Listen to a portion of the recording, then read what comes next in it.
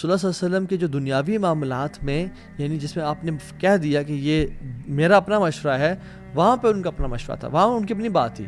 ورنہ دین کے معاملے میں وما ینطق عن الہوا ان ہوا الا وحی یوحی، کہ اللہ کے نبی صلی اللہ علیہ وسلم جو کلام کرتے تھے صحابہ کو ڈیلی معاملات بتا رہے ہیں، ایون جو حکم دے رہے تھے ایکسیپشن کے بغیر، وہ دین ہے.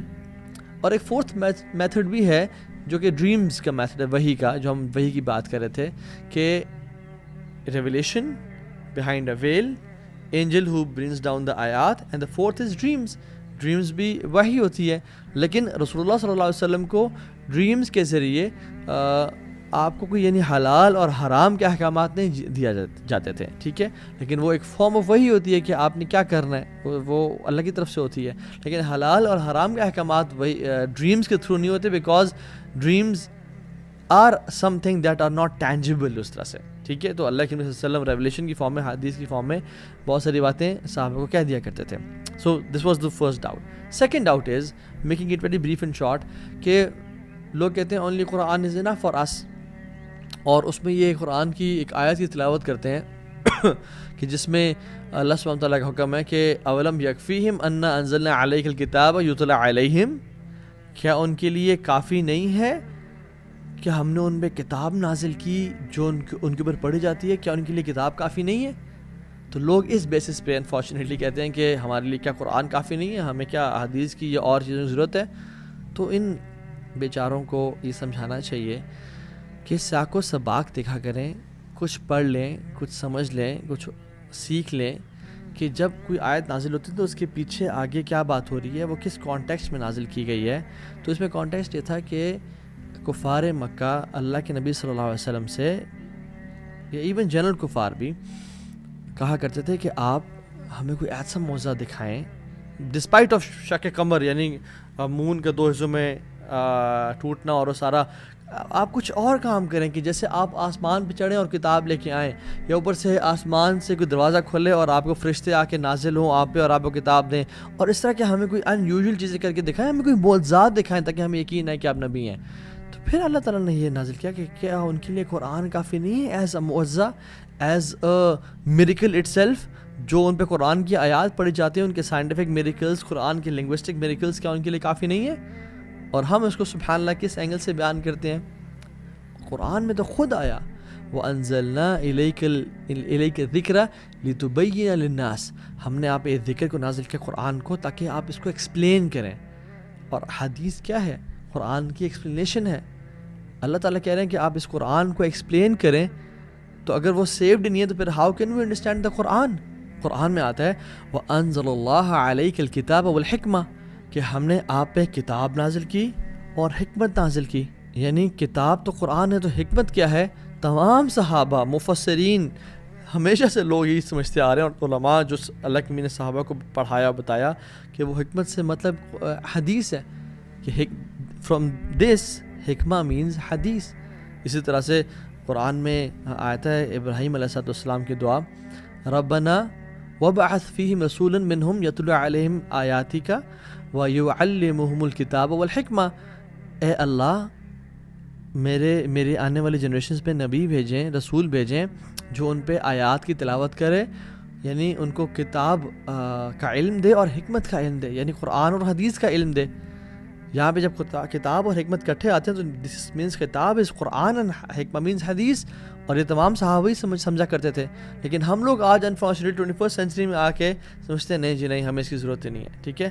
تیسرا doubt, Quran is ever protected, کہ صرف قرآن ہی پروٹیکٹیڈ ہے، حدیث کی جو پروٹیکشن ہے وہ ہے ہی نہیں. ٹھیک ہے.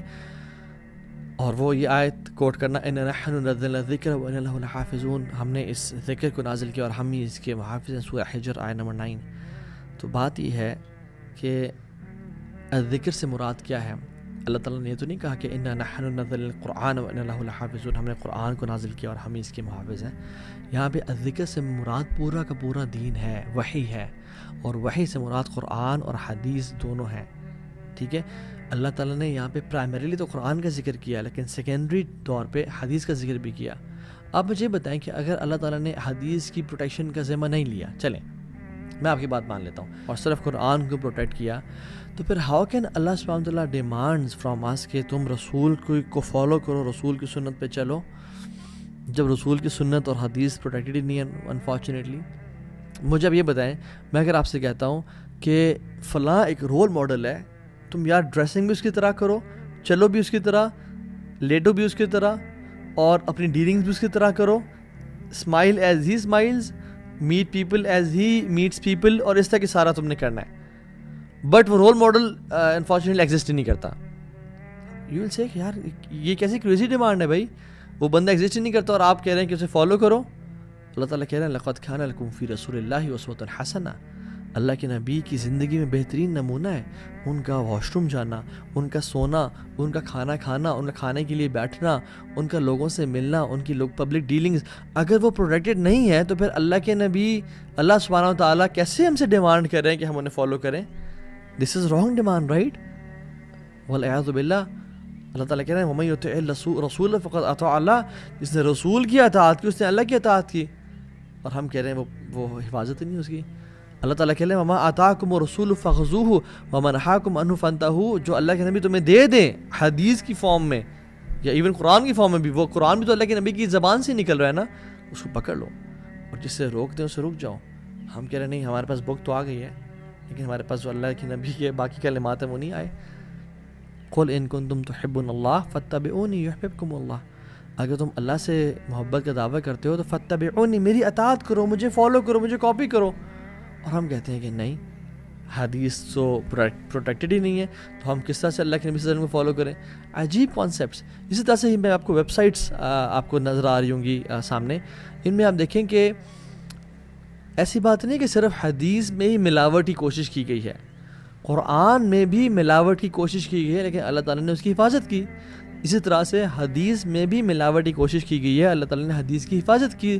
اللہ تعالیٰ کروڑوں رحمتیں اور برکتیں برسائے محدثین پہ اور مفسرین پہ کہ انہوں نے قرآن کی حفاظت کی اور احادیث کی حفاظت کی.